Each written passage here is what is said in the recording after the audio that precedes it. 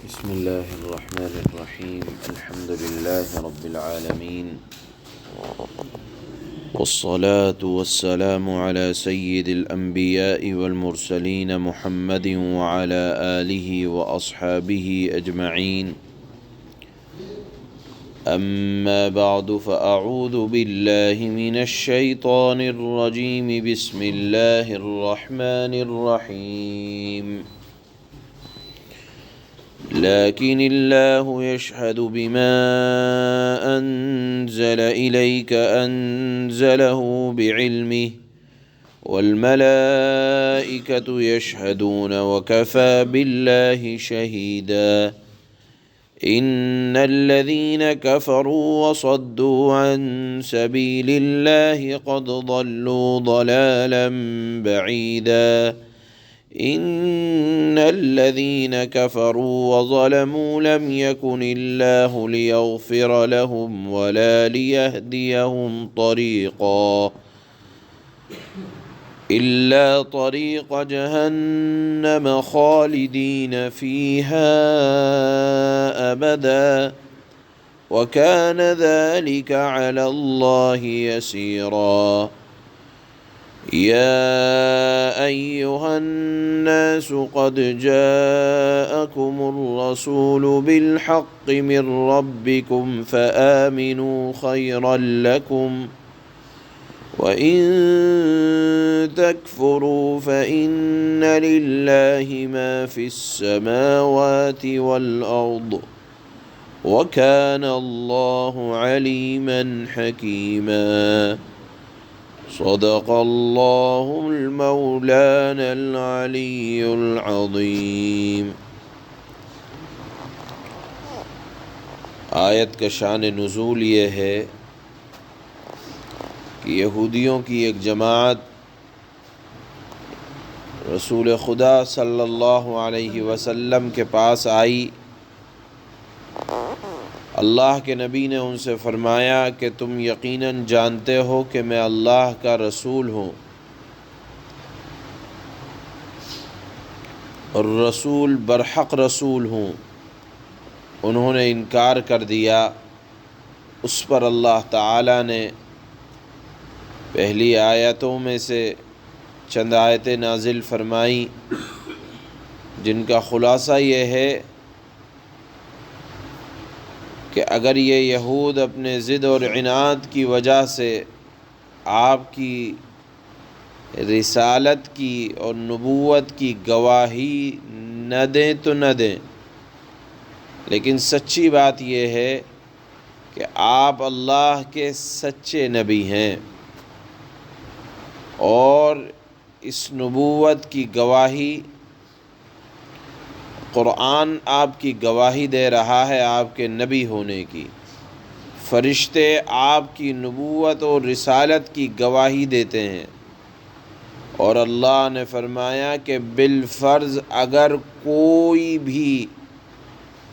آپ کی نبوت کی گواہی نہ دیں، شہادت نہ دیں،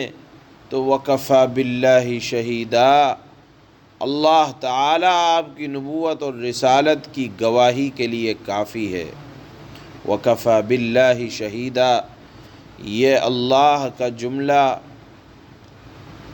جناب رسول اللہ صلی اللہ علیہ وسلم کے حق میں سند ہے کہ کوئی مانے نہ مانے، اللہ تعالیٰ آپ کو نبی مان رہے ہیں، اور اگر کوئی آپ کی بشارتوں صفتوں کو چھپائے گا اور چاہے گا کہ لوگ آپ کی باتوں کو نہ جانیں اور نہ سیکھیں اور نہ مانیں، تو اللہ تعالیٰ نے ان کے لیے بھی اعلان کر دیا، ان الذین کفروا وصدوا عن سبیل اللہ قد ضلوا ضلالا بعیدا، بے شک جو لوگ منکر ہیں اور اللہ کے دین سے رکاوٹ بنتے ہیں، اللہ کے دین سے مانع ہوتے ہیں، تو اللہ نے فرمایا بڑی دور کی گمراہی میں جا پڑے ہیں۔ لہذا ایسے دور کی گمراہی میں جن لوگوں نے اپنی جانوں پر ظلم کیا، اللہ کا انکار کر کے۔ اللہ نے نہیں کسی کو زبردستی کہا کہ تم جہنم میں چلے جاؤ یا تم منکر ہو جاؤ، بلکہ جو لوگ اللہ کا انکار کر رہے ہیں، نبی کی نبوت کا انکار کر رہے ہیں، شریعت اسلامیہ اور مطہرہ کو قبول نہیں کر رہے ہیں، تو وہ اپنے اختیار سے کر رہے ہیں، کسی کے اوپر زور زبردستی نہیں ہے۔ تو اللہ نے فرمایا ایسے منکروں کے لیے ان کا ٹھکانہ صرف اور صرف جہنم ہوگا، جس میں وہ لوگ ہمیشہ ہمیشہ رہنے والے ہیں، اور یہ اللہ تعالیٰ کو سزا دینا کوئی مشکل کام نہیں ہے۔ اس کے بعد اللہ نے فرمایا یا ایھا الناس قد جاءکم الرسول بالحق من ربکم۔ تمام شکوک و شبہات کو ختم کرنے کے بعد اللہ ارشاد فرماتے ہیں کہ اے لوگو، اے بنی آدم، تمہارے پاس حضرت محمد مصطفیٰ صلی اللہ علیہ وسلم جو رسول برحق ہیں، اللہ کی طرف سے حق بات کو لے کر آئے ہیں، لہذا اب تمہاری ذمہ داری یہ ہے کہ حق کو قبول کرو، اللہ کو اللہ مانو، رسول کو رسول مانو، شریعت کو شریعت قبول کرو۔ فآمنوا خیرا لکم، اسی پر ایمان لاؤ، یہ تمہارے لیے بہتر ہے، اور اگر نہیں لاؤ گے تو اللہ کا کچھ بگڑ نہیں جائے گا، اللہ بے نیاز ہیں، اللہ کو کسی کے ایمان کی ضرورت نہیں ہے، اللہ کو تمہارے بھی ایمان کی ضرورت نہیں ہے۔ ایمان لانے میں اللہ نے فرمایا کہ خیرا لکم، تمہارا اپنا فائدہ ہے، وَإِن تَكْفُرُوا،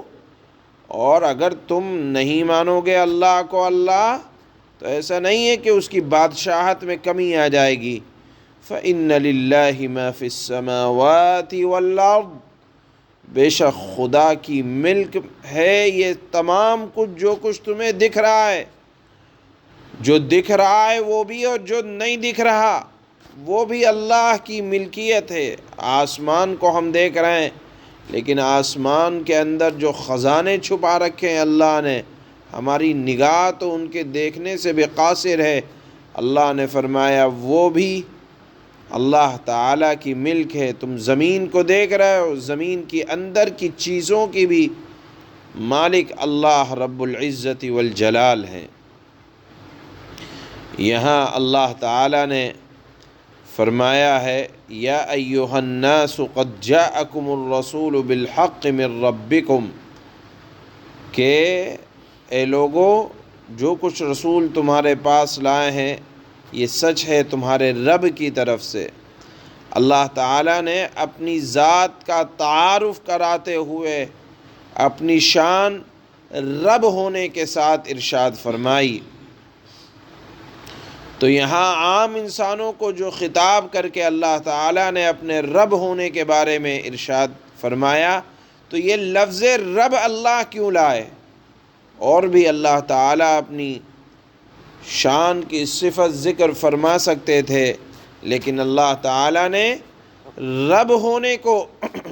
یا اپنی شان ربوبیت کا اظہار کیوں فرمایا؟ علماء نے لکھا ہے کہ رب وہ ہوتا ہے جو ہر چیز کو ایجاد کرے اور ایجاد کرنے کے بعد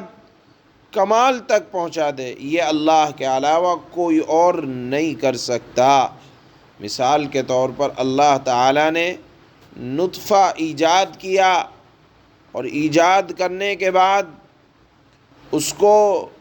مرد کی پیٹھ سے نکال کر عورت کے رحم مادر میں پہنچایا، اور پھر اس کو خون بنایا، خون کے بعد گوشت کا حصہ بنایا،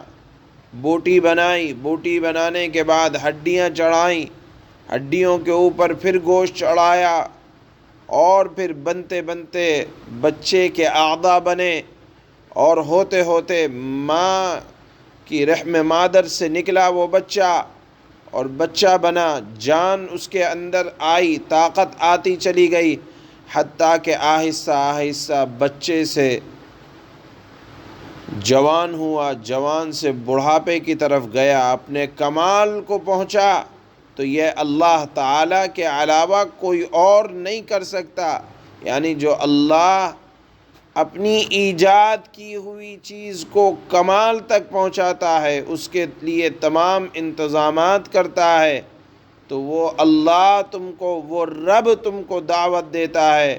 کہ آمنو خیر لکم، اسی ذات پر ایمان لاؤ، یہ تمہارے اپنے لیے بہتر ہے۔ تو گویا کہ اللہ نے اپنی پیدا کی ہوئی چیز سے اللہ کا یہ مطالبہ ہے، کیونکہ اللہ ہمارا نگراں بھی ہے، ہمیں کمال تک پہنچا رہا ہے، جو ہمارا آخری منزل ہے وہاں تک پہنچا کر رہے گا، تو وہ اللہ تعالی ہمارا نگراں ہے۔ بہرحال جو پیدا کرنے والا ہوتا ہے وہ اپنی چیز سے غافل نہیں ہوتا۔ اللہ تعالیٰ نے اس لیے اپنے رب ہونے کو یہاں شان ربوبیت کے بارے میں ارشاد فرمایا کہ رب تمہیں حکم دیتا ہے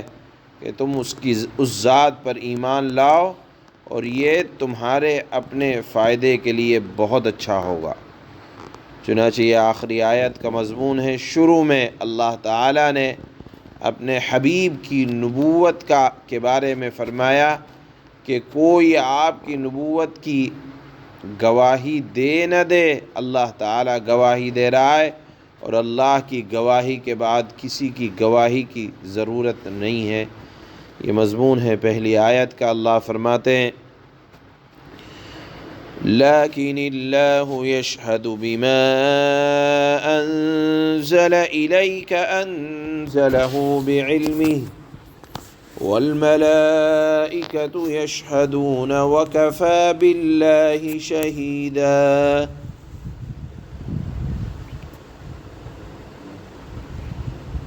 اللہ تعالی، لیکن اللہ تعالی گواہی دیتے ہیں، اللہ نے جو کچھ آپ پر نازل کیا ہے اس کے بارے میں وہ خود گواہی دیتا ہے کہ اس نے اسے اپنے علم سے نازل کیا ہے،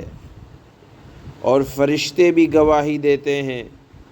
اور یوں تو اللہ کی گواہی بالکل کافی ہے، یعنی اللہ کی گواہی کے بعد اب کسی گواہی کی ضرورت نہیں ہے کہ یہ قرآن برحق ہے، رسول برحق ہیں۔ ان الذين كفروا وصدوا عن سبيل الله قد ضلوا ضلالا بعيدا، یقین جانو جن لوگوں نے نافرمانی کا طریقہ اپنا لیا ہے اور لوگوں کو اللہ کے راستے سے روکا ہے،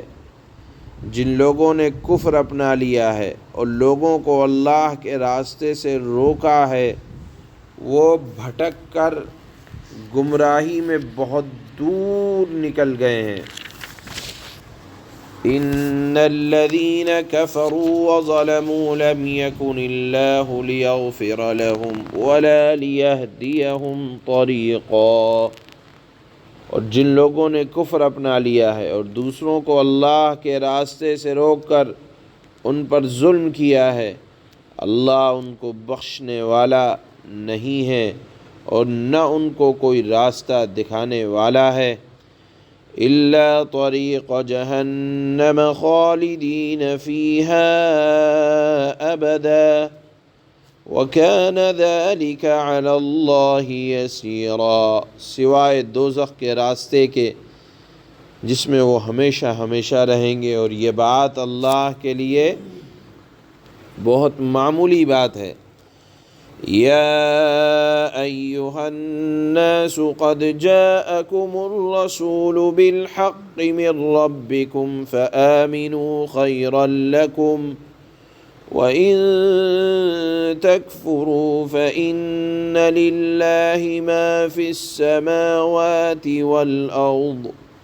وكان الله عليما حكيما۔ اے لوگو، یہ رسول تمہارے پاس تمہارے پروردگار کی طرف سے حق لے کر آ گئے، اب ان رسول پر ایمان لے آؤ، تمہاری بہتری اسی میں ہے۔ اور اگر اب بھی یعنی اتنی باتیں سننے کے بعد کفر کی راہ اپنائی تو خوب سمجھ لو کہ تمام آسمانوں اور زمین میں جو کچھ ہے اللہ ہی کا ہے، اور اللہ حکمت کا بھی مالک ہے، اور اللہ علم اور حکمت دونوں کا مالک ہے۔